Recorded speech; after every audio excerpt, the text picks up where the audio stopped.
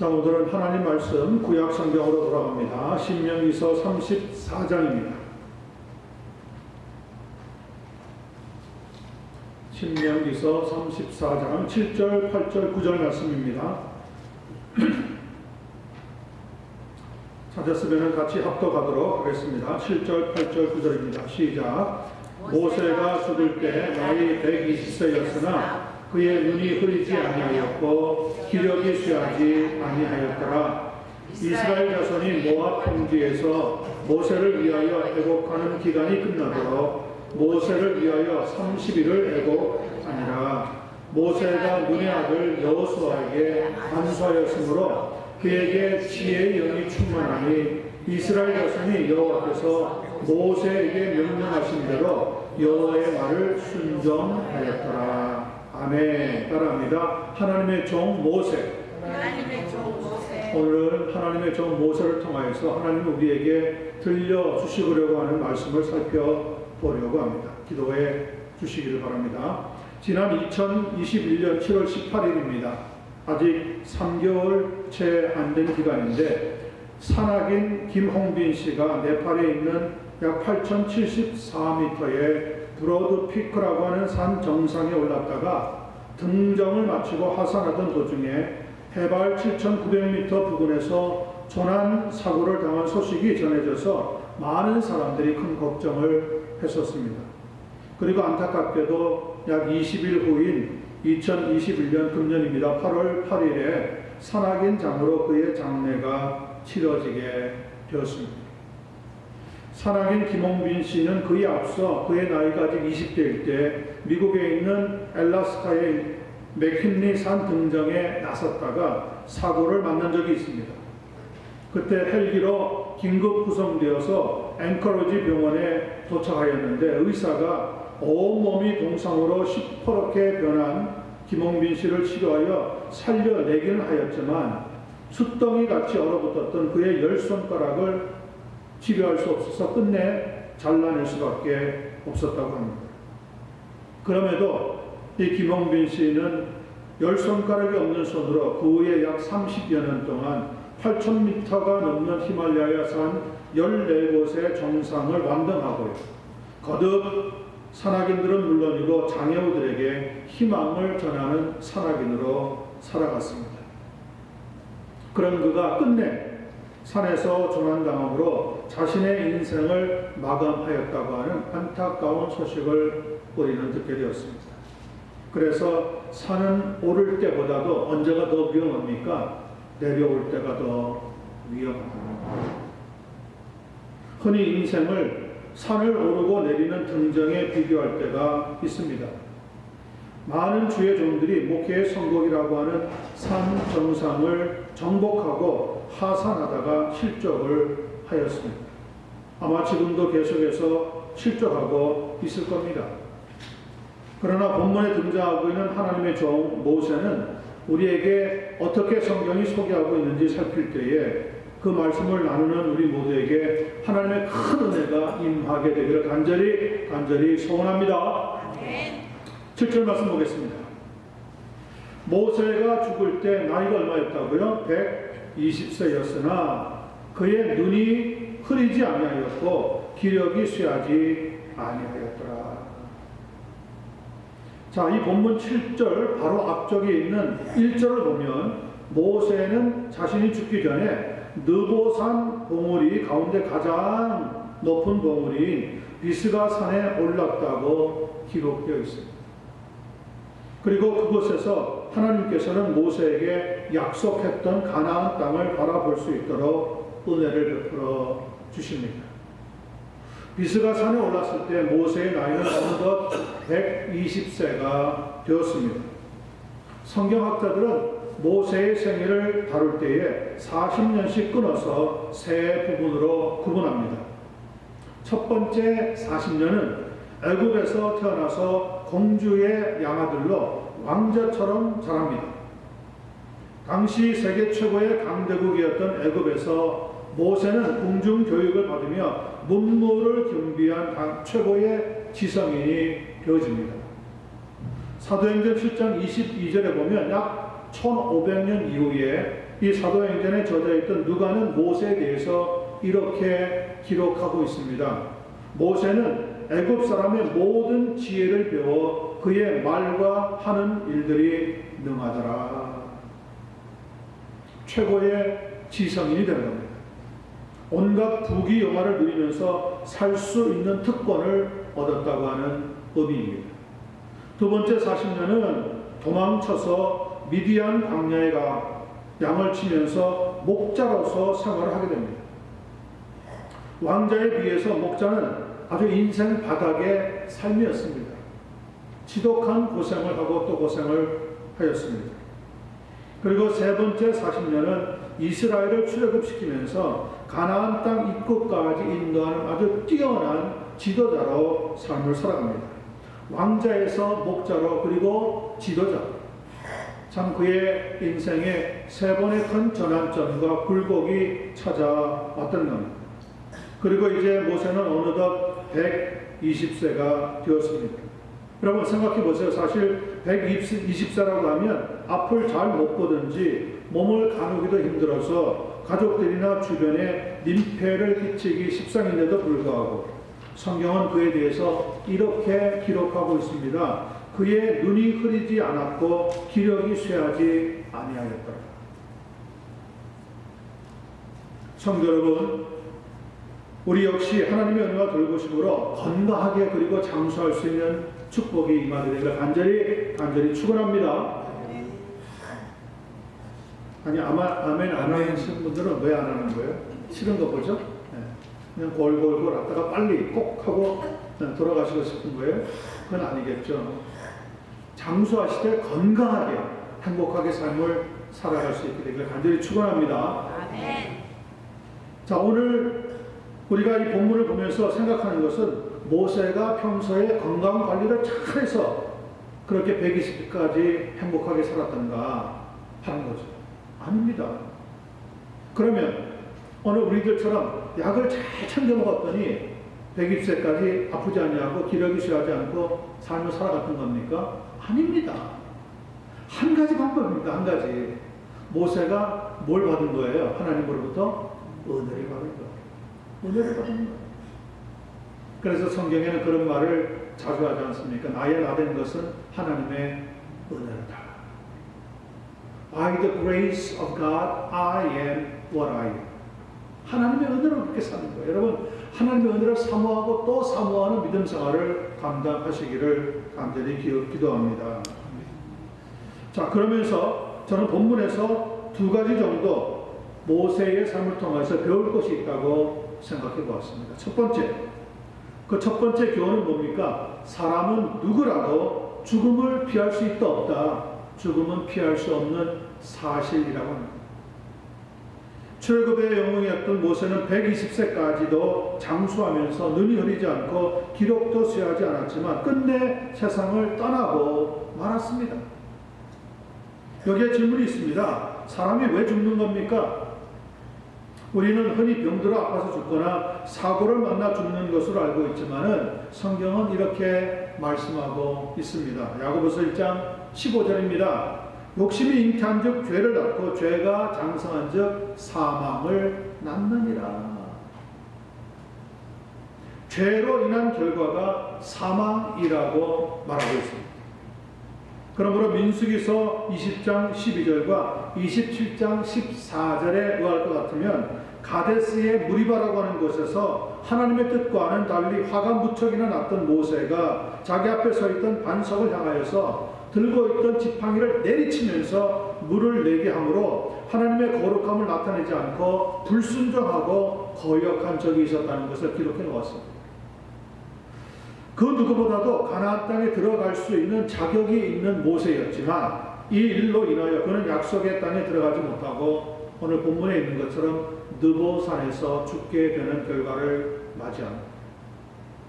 히브리서 9장 27절을 보니까 한 번 죽는 것은 사람에게 정해진 것이요 그 후에는 심판이 있을 것이라고 말씀하고 있습니다. 그러니까 죄 때문에 사람이 살아가다가 한 번 죽는 것은 누구에게나 여러분도 저도 우리 모두 세상에 있는 모든 사람에게 정해져 있는 거라는 거예요. 피할 수가 없다는 거예요. 그리고 그 후에는 하나님의 심판이 기다리고 있다는 것이 문제입니다. 하나님의 심판이 없다면 그래도 비참하게 죽으면 죽는가 보다 이럴 텐데, 비참하게 죽는 것보다 더 무서운 것은 하나님의 심판이, 즉 하나님의 형벌이 기다리고 있다고 하는 사실. 이 문제를 피할 길이 없을까요? 로마서 6장 33절은 그 피할 길을 이렇게 알려주고 있습니다. 죄의 삭은 사망이요 하나님의 은사는 그리스도 예수 우리 주 안에 있는 뭐라고요? 영생이니라. 아멘. 아멘. 자, 그러면 이 영생을 얻기만 하면 사망을 피할 수가 있어요? 죽음을 우리는 경험하지 않아도 돼요. 어떻게 하면은 사망을 피할 수 있을까요? 요한복음 3장 16절은 또다시 이렇게 대답해 줍니다. 하나님이 세상을 이처럼 사랑하사 독생자를 주셨으니 이는 뭐하는 자요? 그를 믿는 자마다 뭐하지 않고요, 멸망치 않고 영생을 얻게 하려 하심이라. 자, 대답이 다 나왔습니다. 예수 그리스도를 믿는 자는 죽지 아니하고 죄가 있다고 하더라도 그 죄가 용서함을 받고 무엇을 얻는다고요? 영생을 얻는 축복으로 들어가게 된다는 겁니다. 저는 여러분 모두가 이 영생을 이미 얻으신 줄로 분명히 믿습니다. 아멘. 두 번째입니다. 인생은 앞모습보다도 뭐가 더 아름다워야 됩니까? 뒷모습이 더 아름다워야 합니다. 이미 언급한 것 같이 모세는 120세를 살면서 인생의 전반기인 40세까지는 거칠 것 없이 상위 10%의 삶을 즐겼습니다. 그리고 중년이 되어서 그의 나이 80세까지는 그와는 정반대로 양을 치는 목자로 냄새나는 삶을 살았습니다. 그러니까 극과 극으로 살았습니다. 왕자로도 살고 목자로도 살았습니다. 40년. 이때까지도 모세는 행복이 무엇인지 모르고 그저 자신이 속한 삶에 순응하면서 살아갔습니다. 그러다가 그의 말년에 해당하는 80세부터 120세까지의 40년은 하나님의 뭘 받습니까? 하나님의 사명을 받습니다. 하나님의 사명을 받고 출애굽의 놀라운 역사를 인도하고 험난한 광야 생활을 이끌어간 지도자로 살아가게 되어집니다. 그의 삶을 살펴보면 전반기 80년보다도 후반기 40년에 알차게 그리고 가치 있게 또 행복하게 살았던 것을 알 수가 있습니다. 그는 인생이라고 하는 산 정상에 올라갔다가 내려오면서 비록 가나안 땅에 들어가지는 못했지만 끝까지 자기 자신을 부인하고 모든 영광을 하나님께만 돌려드리는 복된 삶을 살아가게 되었다는 겁니다. 목사님들을 보면 목회에 성공했다고 유명해진 다음에 은퇴할 때가 되면 이런저런 구설수에 올라서 하나님의 영광을 가리는 경우가 참 많이 있습니다. 문제는 그런 목회의 실족 사고가 하나님의 영광을 가리고 교회 성장의 쇠퇴에 치명적인 요인이 된다고 하는 데 있습니다. 여러분, 우리의 인생에서 가장 중요한 기도 제목이 있다면 그것이 무엇일까요? 저는 이렇게 생각합니다. 우리의 인생을 마무리를 아름답게 하는 기도 제목이 필요하다. 그러자면은 성경에 기록되어 있는 대로 자기 자신을 부인하고 자기 십자가를 매일 지고 주님을 쫓아가는 믿음의 삶을 살아가야 하는 줄로 믿습니다. 여러분, 우리의 문제가 뭔지 아세요? 별것 아닌데 내 자신을 부인하는 것이 그렇게 어렵습니다. 나를 어떻게 보면요, 성경은 죄인으로 부릅니다. 의인은 없나니 하나도 없다고 했죠. 그런데 죄인끼리 다투고 누가 크냐, 누가 덜 죄를 지었냐, 아무리 따지고 싸워봐야 거기서 거기란 말이에요. 성경은 이야기합니다. 자기 자신을 부인할 줄 아는 사람. 그 사람이 앞보다는 뒤가 아름다운 믿음의 삶을 살아가게 된다. 또 자기 십자가를 주고 누구에게나, 여러분, 세상에 있는 모든 사람이 다 행복하게 살아가는 줄 아세요? 아닙니다. 부자니까 걱정 없이 사는 것 같아요? 아닙니다. 가난한 사람은 그냥 걱정 덩어리 속에 사는 줄 아세요? 그것도 아닙니다. 다 누구나 알 것 없이 십자가가 있습니다. 자식이 십자가가 되기도 하고요. 남편이나 아내가 십자가가 되기도 하고, 부모님이 십자가가 되기도 하고, 친구가 십자가가 되기도 해요. 때로는 신앙생활에서 목사님이 자기 십자가 되는 사람도 있고, 성도가 자기의 십자가 되는 사람들도 있어요. 그런데 성경은 뭐라고 얘기합니까? 자기 십자가를 지고 어느 한 날만 지나는 게 아니에요. 성경에 보면 You take the cross daily. 매일 져야 되는 거 매일. 그러니까 하루에 한 번쯤 어려움이 닥쳐올 때 그 어려움을 지라는 거예요. 질주하는 사람이 아름다운 삶을 살아가게 되는 거죠. 그리고는 끝없이 누구를 바라봅니까? 사람 바라보지 않고 예수님을 바라보며 나아가요. 사람 바라보면 이 세상은 뭐 할 수밖에 없는 것입니까? 실망할 수밖에 없는 거예요. 지난 주일에 낙심하지 맙시다 라고 하는 제목을 말씀을 전했는데, 여러분, 낙심하는 순간 우리는 인생의 파멸에 떨어지게 됩니다. 예수 믿는 사람은 낙심합니다. 그러므로 실망스러운 일들이 몰려오고 십자가를 져야 되는 것 같은 일들이 몰려오지만 그것을 어떻게 합니까? 인내로서 질 줄 알아요.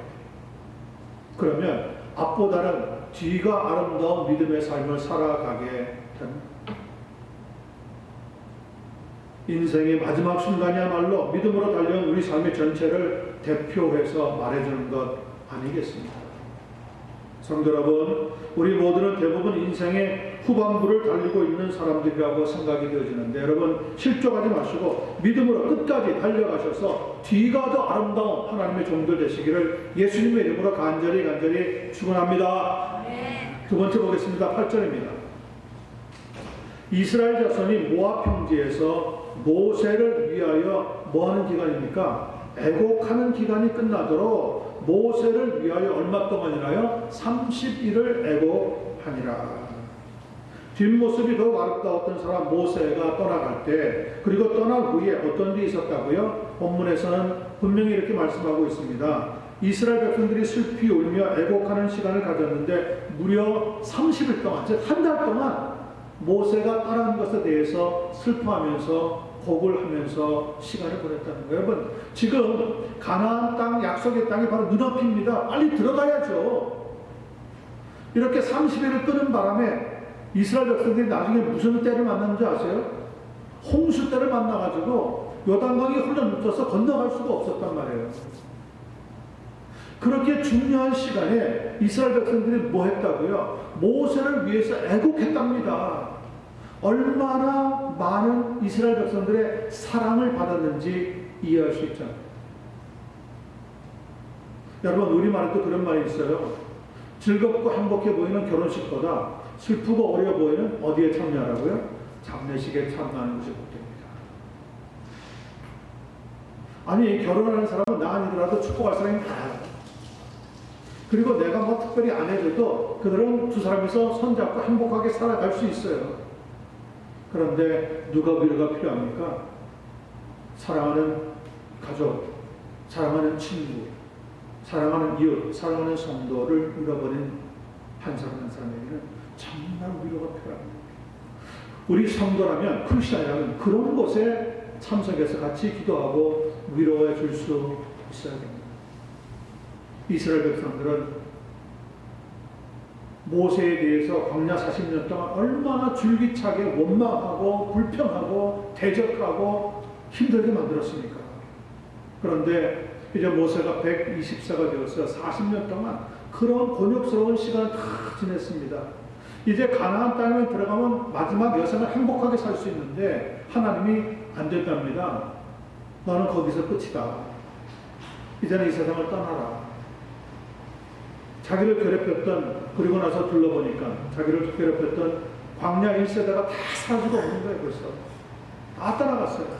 그리고 광야 길을 건너오면서 그때 태어났던 광야 2세대가 살아남아서 지금 가나안 땅에 들어가려고 하는 입구에 서 있는 겁니다.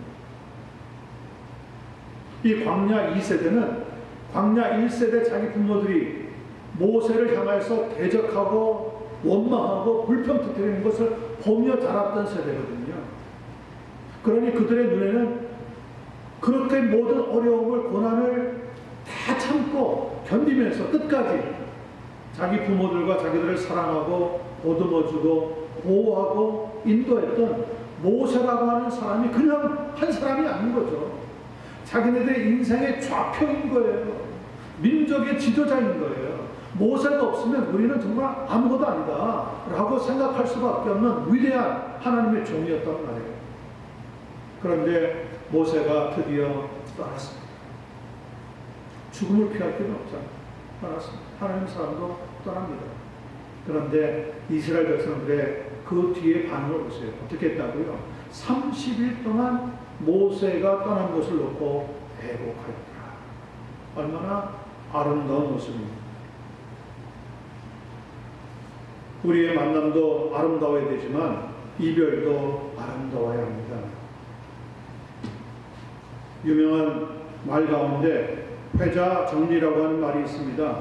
사는 것도 잘 살아야 하지만 죽을 때 잘 정리하고 마무리하고 죽어야 한다고 하는 말입니다. 모세가 세상을 떠날 때 적어도 우리가 본 대로 죽음이 임박한 상태는 아니었습니다. 다른 말로 하자면 모세는 자기 자신의 몸 상태가 이제는 더 이상 살 수 없구나 하고 병듦을 느낀 것이 아니었단 말이에요. 그렇다면 모세는 도대체 무엇을 보고 자기 인생의 끝이 왔다는 것을 알았을까요? 그것은 하나님께서 맡겨주신 사명이 끝났다는 것을 알았기 때문이었어요. 신명기 34장 우리 본문 4절 읽어보면 이렇게 기록되어 있습니다. 여호와께서 그에게 이르시되 이는 내가 아브라함과 이삭과 야곱에게 맹세하여 그의 후손에게 주리라 한 땅이라 내가 네 눈으로 보게 하였거니와 너는 그리로 건너가지 못하리라 하시더라. 아마 이 말씀을 들었을 때 모세의 눈앞은 캄캄했을 거예요. 그러면서 동시에 이제는 내 시대가 내 사명이 끝났구나라고 알았을 겁니다. 물론 꿈에도 그리던 약속의 땅 가나안 40년이나 걸려서 찾았던 그 땅이 바로 눈앞에 있는데 들어갈 수 없다고 하니까 모세의 가슴은 터지고 또 터질 것 같았을 겁니다. 하나님 한 걸음만이라도 한 걸음만이라도 그 땅을 밟고 떠나게 해주십시오 라고 할 수도 있었겠지만 모세는 하나님이 건너가지 못하리라고 할 때에 그 말씀에 순종했습니다. 그리고 하나님께서 느보산 정상에서 모세에게 가나안 땅을 다 보여주시는 것으로 그의 사역을 마치도록 끝났다는 것을 깨닫게 되었죠. 여러분 제가 자주 말씀드리죠. 뭐가 은혜예요? 하나님 말씀이 하나님의 뜻이 깨달아지는 것이에요. 우리는요 기도하면서도 내 뜻대로 마옵시고 하면서도 내 뜻을 얼마나 많이 내는지 몰라요. 하나님 우리 아무개 잘 되게 해주시고 우리 누구 어떻게 해주시고 우리 가정 어떻게 우리 하는 사업 어떻게 해주시고 다 누구 뜻입니까? 내 뜻입니다. 내. 하나님의 뜻을 몰라요 우리가. 그런데 성도는 하나님의 말씀 속에 잠겨있고 하나님 앞에 간절히 기도하면서 내 마음을 내려놓으면 뭐가 또 깨달아집니까? 하나님의 뜻이 깨달아지기 시작합니다. 그것이 은혜예요. 내 뜻을 내려놓고 하나님의 뜻을 붙잡게 되는 것, 그게 은혜예요. 그게. 모세는 마지막 순간에 너는 그리로 건너가지 못한다 할 때 내 시대가 끝났다는 것, 나의 사명이 끝났다는 것 깨달았어요. 그래서 은혜예요. 그래서 그는 이 땅을 아쉬워하지 아니하고 떠날 수가 있었다. 아프리카 선교의 대부로 불렸던 데이빗 리비스턴 선교사가 한 꽤 유명한 말이 있습니다. 들어보세요. 젊은이는 늙고 늙어지면 언젠가는 죽습니다. 죽음은 불변의 법칙입니다. 그러나 성도는 늙어서 죽는 것이 아니라 사명을 마칠 때까지는 죽지 않습니다. 여러분, 하나님이 여러분에게 주신 사명이 있어요. 이 사명이 끝나면 하나님 부르시는 거예요. 그런데 성도가 사명을 모르고 헤매이잖아요. 그럼 어떻게 합니까? 하나님 중도에 데려가는 거예요. 왜? 이 땅에 내버려 둬봐야 아무런 유익하지 않으니까. 하나님은 그런 종들을 원하시지 않는다고. 그래서 우리 주변에 암흑의 성도가 돌아가셨습니다. 소천하셨습니다. 그러면 느끼셔야 돼요. 그분의 사명이 끝났구나. 물론 포장은 병으로 돌아가시기도 하고 사고로 돌아가시기도 하고 또 여러 가지 이유로 돌아가십니다. 근데 그거는 우리가 볼 때 그런 것이지 하나님은 불러가셨기 때문에 가는 거예요. 사명이 끝났기 때문에 가는 거예요. 그러니까 이 땅에 있는 우리가 아쉬우면 안 돼요. 하나님은 지금 뜻이 정해져서 그 성도를 불러갔는데 우리는 붙잡고 말이죠. 하나님 10년만 더 살게 해주세요. 뭐 1년만 더 살게 해주세요. 그건 하나님의 뜻을 비추어야 하는 거예요. 하나님의 뜻을 순종하지 않는 거예요. 우리가 볼 때 아쉬운 거죠. 우리가 보실 때 너무 젊은 거죠. 우리가 볼 때 너무 인생이 짧다고 느끼는 것이지. 하나님이 보실 때는 30에 세상을 떠나든 60에 돌아가시든 90에 가시든 하나님 눈에는 한 정점에 점 찍어놓은 것 같은 순간이에요. 끝날 때까지 그 무엇으로도 죽지 않습니다. 그러나 사명이 끝나면 몸이 건강하든 튼튼하든 세상을 떠나게 되는 겁니다. 그래서 우리가 기도하면서 뭘 찾는 겁니까? 하나님의 사명, 내게 맡겨주신 하나님의 사명을 찾아야지만 살 수가 있는, 그게 살 수 있는 명분이에요.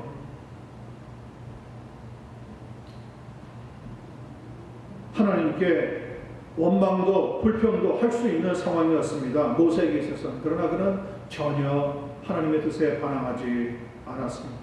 하나님 억울합니다. 반석을 2번도 아니고 딱 1번밖에 안 내리쳤는데 이랬을 수 있습니까? 정말 해도 너무하는 거 아닙니까? 라고 반발할 수도 있는데 그는 반발하지 않았습니다.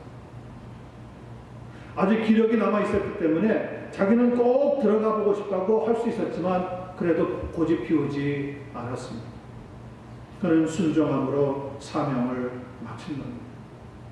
여러분, 우리도 이 세상에서 우리 각자의 인생을 살다가 언젠가 서로 다른 날에 떠나게 될 겁니다. 그러나 함께 했던 소중한 추억들은 우리의 삶의 그리움으로 남습니다. 그래서 떠나는 사람, 보내는 사람에게는 눈물이 있다고 합니다. 그러나 그 눈물은 천국에서 다시 만날 약속이 있는 감사의 눈물이라는 것을 기억하시기를 부탁드립니다. 지금 이스라엘 백성들은 모세의 뒷모습을 바라보고 있습니다. 그들은 하나님을 사랑했고 자기들을 사랑했던 위대한 신앙 선배요, 민족의 지도자를 위해서 아낌없이 30일 동안이나 애곡했습니다. 그리고 성경은 이야기합니다. 오늘의 애곡을 하나님은 장래 기쁨과 즐거움으로 바꾸어 주시게 될 거라고 하는 사실. 이사야서 35장 10절 말씀입니다. 여호와의 속량함을 받은 자들이 돌아오되, 하나님 앞에 구원을 얻은 사람, 영생 얻은 사람들이 돌아오되 노래하며 시온에 이르러 그들의 머리 위에 영영한 희락을 띠고 기쁨과 즐거움을 얻으리니 슬픔과 탄식이 사라지리로다. 아멘. 어떻습니까, 여러분? 모세의 마지막 뒷모습이 부럽지 않습니까? 하나님의 뜻에 순종하고 사명을 마쳤을 뿐만 아니라 그렇게 떠나는 모세를 위해서 애곡하는 성도들, 애곡하는 이스라엘 백성들이 있었습니다. 그리고 우리는 분명히 압니다. 그 슬픔의 애곡이 슬픔으로 끝나지 아니하고 영영한 희락으로 기쁨과 즐거움으로 하나님은 분명히 바꾸어 주시게 될 것이라고 합니다. 그래서 우리는 하나님 앞에 많이 울어야 합니다. 장로님 많이 울면서 기도하시기 바랍니다. 우리 권사님들 많이 울면서 기도하시기 바랍니다. 여러분, 우리가 하나님 앞에 뭘 많이 하겠습니까? 해봐야. 정말 이만큼 하는 겁니다. 이만큼. 그런데 하나님은 눈물로 기도하는 것은 기뻐하신다. 우리 교회는 눈물로 기도하는 성도들이 많은 그런 교회가 되었으면 좋겠습니다. 그럴 때 하나님은 우리의 삶과 믿음과 순종을 통하여서 더 아름다운 뒷모습을 남길 수 있도록 축복해 주시게 될 줄로 믿습니다. 성도 여러분, 아직 시간이 있습니다. 하나님께서 우리에게 시간을 더 주셨습니다. 그래서 우리가 남은 생애라고 말하는 거죠. 부디 뒷모습이 아름다운 남은 생애가 되어서 열심히 신앙생활 하다가 하나님 앞에 만나지게 되는 그런 귀한 삶이 되어지기를 우리 주님 예수님의 이름으로 간절히 축원합니다. 아멘. 마지막 보겠습니다. 9절 말씀입니다. 모세가 눈의 아들 여호수아에게 뭐였습니까? 안수하였으므로 그에게 뭐가 임하는지 보세요. 그에게 지혜의 영이 충만하니 이스라엘 자손이 여호와께서 모세에게 명령하신 대로 여호수아의 말을 순종하였더라. 자, 자기의 인생을 아쉬워하지 아니하고 하나님의 뜻에 순종했던 앞모습보다는 뒷모습이 더 아름다웠던 하나님의 종 모세가 가장 잘한 일이 오늘 본문 9절에 기록되어 있습니다.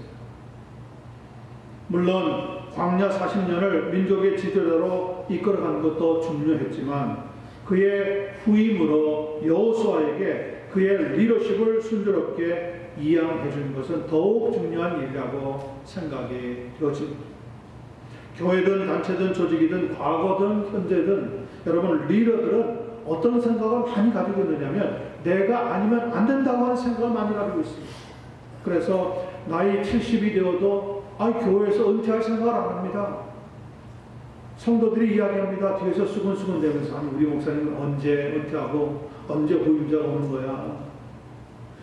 그런데 목사님 귀에는 마이동풍입니다. 안 들린답니다. 목사님 언제 식사를 가자는 얘기인데 언제 해도 자기 보고 나가라는 줄 알고 화를 막 낸답니다. 특별히 나이가 들수록 그런 생각이 더 굳어져서 리더십을 이양하기보다는 끝까지 주장하는 무슨 생각이요? 꼰대 생각을 가지고 사는 사람들이 많다는 거예요. 지금 한국의 많은 교회에 다니는 목사들이 자기 아들들에게 세습을 시키려고 하는 것이 바로 그러한 모습들입니다. 잘못된 거죠. 잘못된 거죠. 그렇지만 모세는 자기 자신이 세상을 떠나기 전에 자기의 후임으로 눈의 아들 여호수아에게 리더십을 완전히 넘겨주고 떠납니다. 모든 것을 넘긴 다음에 여호수아의 권위를 세우기 위해 직접 안수하고 자기의 무덤조차 남기지 않고 이 세상을 떠났다고 했습니다. 신명기 오늘 본문 34장 5절 6절 말씀 보세요. 이에 여호와의 종 모세가 여호와의 말씀대로 모압 땅에서 죽어 벳보을 맞은편 모압 땅에 있는 골짜기에 장사되었고 오늘까지 그러나 그의 묻힌 곳을 아는 자가 있더라? 없느니라. 없어요. 더 이상 아무도 아는 사람이 없었어요. 위대한 믿음의 사람 모세의 무덤은 아무도 아는 사람이 없이 이 땅에 묻혀진 채 어디론가 사라지고 말았습니다. 여러분 만일 모세의 무덤이 오늘날 어디에 있는지 발견된다면 이스라엘 백성들뿐만 아니라 세계 곳곳에서 수많은 사람들이 방문하고 참배하는 아마 유명한 성지가 되었겠죠. 그러면 그 성지 주변에 누가 몰려듭니까? 장사꾼들이 몰려들겠죠. 호텔을 짓는다, 음식을 판다, 별의별 일이 다 일어났을 거예요. 근데 하나님은 깨끗하게 모세의 묘지가 어딘지도 모르게 치워주셨어요. 그래서 저는 우리가 세상을 떠나면요 제일 좋은 게 무덤을 남기지 않는 게 아닙니다.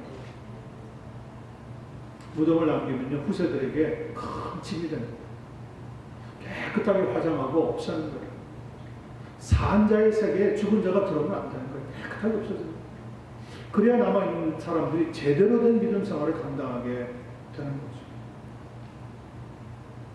만일 모세가 죽지 않고 몇 년을 더 살아가지고 가나안 땅에 들어갔더라면 어떻게 되겠습니까? 여호수아와 모세 두 사람의 리더십 때문에 이스라엘 공동체는 아마 큰 혼란을 겪었을 겁니다. 여전히 많은 사람들이 누구에게 찾아갔을까요? 여호수아보다는 모세에게 찾아갔을 가능성이 훨씬 큽니다. 아니 이런 문제 어떻게 했으면 좋겠습니까? 아니 여호수아에게 리더십을 인정했으니까 그에게 물어봐라. 아닙니다. 그분이 이렇게 말하는데 도무지 우리가 이해가 안 됩니다. 모세 할아버지요, 우리에게 책을 좋은 현명한 지혜를 알려주십시오. 그러면 또 하고 한마디 하면 그게 곧 법이 된단 말이에요. 그런데 하나님 앞에서 모세는 깨끗하게 순종하고 이 세상을 떠납니다. 마무리할 때 더구나 여호수아에게 안수했더니 리더십을 넘겨주게 되었는데 그때 성경의 오늘 본문에 보니까 여호수아에게 지혜의 영이 충만하니 이스라엘 자손이 여호와께서 모세에게 명령하신 대로 여호와의 말을 어떻게 했습니까? 순종하게 되었더라. 참 얼마나 놀라운 일이 일어나는지 모릅니다. 그래서 저는 우리 믿음의 사람들이 하나님을 향하여서 본문을 통해서 배우는 것 중요한 거 하나 있다고 생각합니다. 그것은 전적인 신뢰와 순종입니다. 모세는 가나안 땅을 보기만 하고 들어가지 못한다고 하는 하나님의 말씀에 대해 자신의 사명이 끝난 것을 알고 순종하였습니다. 이스라엘이 가나안 땅에 들어간 뒤에 그 땅을 차지하게 된 것은 그런데 여호수아에게 지혜의 영이 충만하게 임한 결과입니다. 이렇게 모세의 순종과 여호수아의 모세에 대한 신뢰, 하나님에 대한 신뢰가 하나님의 귀한 역사를 이룰 수 있게 되었던 겁니다. 우리도 믿음 생활하다 보면은 비록 상황이 이해가 되지 않을 때가 많습니다. 그런데 그 가운데 우리는 무엇을 찾습니까? 하나님의 뜻을 찾아요. 아, 세상에 그럴 수가 있어 하면서 부딪히면은요, 뭐밖에 남지 않습니까? 싸움밖에 남지 않습니다. 그리고 교회가 싸우면 어떻게 됩니까? 피 터지게 싸우면 교회는요, 짜잔 하고 깨지는 소리밖에 안 나요. 신뢰와 순종이 없기 때문이었어요. 여러분, 가정에 남편과 아내가 사는데 신뢰하지 못해요. 어떻게 됩니까?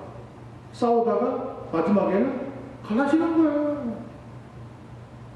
그런데 문제는 누구에게 문제가 있습니까? 본인들도 상처가 되지만은 자녀들이 문제가 있어요.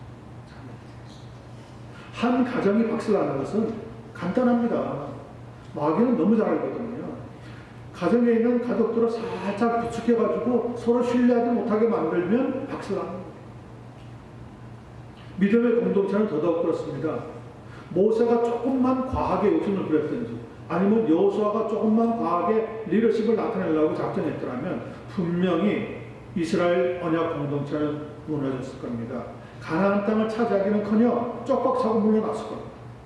다시 애굽으로 돌아서 해가지고 또 40년을 끝없이 가다가 다 죽었을 겁니다.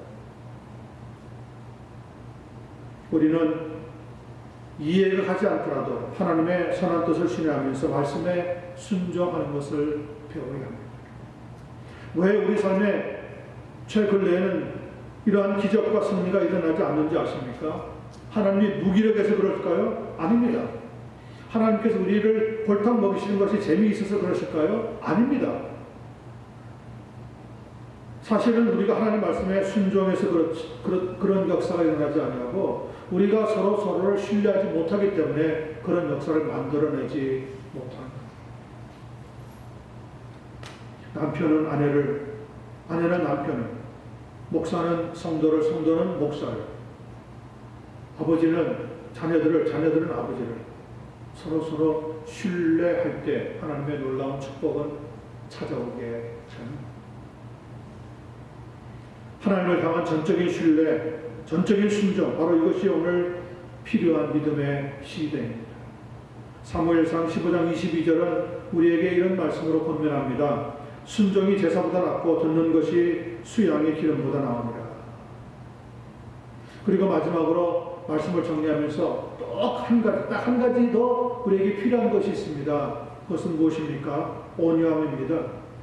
모세는 온유한 사람이었습니다. 민수기서 12장 3절은 이렇게 이야기합니다. 이 사람 모세는 온유함이 지면의 모든 사람보다 더하니라. 우리에게 무엇보다 꼭 필요한 것은 이 온유함입니다. 이 온유함이 왜 필요합니까? 그것은 곧 예수님의 성품이기도 하지만 성령의 열매에 속하기도 합니다. 마태복음 12장 29절 30절 말씀 들어보세요. 예수님 하신 말씀에 나는 마음이 온유하고 겸손하니 나의 멍에를 메고 내게 배우라. 그리하면 너희가 뭘 얻습니까? 쉼을 얻으리라. 우리에게 왜 평안과 안식과 힘이 없는 줄 아세요? 왜 이렇게 머리가 복잡하고 삶이 바쁘고 지치고 쓰러지고 그런 줄 아세요? 우리 속에 뭐가 없습니까? 온유함이 없어서. 그냥 조금만 건드리면 조금만 기분 나쁘면 욱 하는 이게 있거든요. 그러니 우리가 우리의 삶을 통제를 못하는 거예요. 그래서 진정한 안식을, 평강을 찾지를 못하는 거예요. 갈라디아서 5장 22절 23절도 들어보세요. 오직 성령의 열매는 사랑과 희락과 화평과 오래 참음과 자비와 양성과 충성과 그리고 마지막 두 개입니다. 참 중요한 말이 나옵니다. 온유와 절제니 이 같은 것을 금지할 법이 없느니라. 온유, 이 온유함이 우리에게 필요합니다. 오늘 그래서 본문의 핵심은 저는 세 가지 단어로 정리해 봅니다. 신뢰, 순종, 온유함. 예수님에게 다 있었던 성품입니다. 이 성품을 붙잡고 믿음 생활 담당해 나가면 하나님께서는 우리에게 분명히 앞모습보다는 뒷모습이 더 아름다운 삶을 살아갈 수 있도록 복에 복을 더하여 주시게 될 줄로 믿습니다. 말씀을 마치면서 히브리서 3장 1절부터 3절 말씀을 여러분과 나누면서 마칩니다. 들어보세요. 그러므로 함께 하늘의 부르심을 받은 거룩한 형제들아, 우리가 믿는 도리의 사도이시며 대제사장이신 예수를 어떻게 하라고요? 깊이 생각하라. 그는 자기를 세우신 이에게 진실하시기를 모세가 하나님의 온 집에서 한 것과 같이 하셨으니 그는 모세보다 더욱 영광을 받을 만한 것이 마치 집 지은 자가 그 집보다 더욱 존귀합니다. 오늘 본문에서 우리는 분명히 모세라고 하는 인물을 다루었지만, 그러나 모세가 우리의 믿음의 롤 모델이 아닙니다. 우리 믿음의 롤 모델은 예수님. 예수님이 마치 뭐와 같다고요? 모세와 같이 하나님의 나라를 섬겼지만 모세는 사원으로 섬겼고 예수님은 아들로 섬겼다고 했어요. 그래서 우리의 모든 삶의 전체는 예수님을 닮아가는 삶으로 변화되어야 합니다. 우리는 천국을 찾는 순례자로서 이 땅에서는 나그네 인생을 살아갑니다. 그러므로 우리도 하나님께서 맡겨주신 사명에 충성을 다하는 예수님의 제자가 되기만을 간절히 소원합니다. 그리고 언젠가 하나님이 우리를 부르시면 아멘 하면서 당당히 천국에 들어갈 수 있는 복된 믿음의 사람들 되기를 예수님의 이름으로 간절히 축원합니다. 축원합니다. 기도하겠습니다.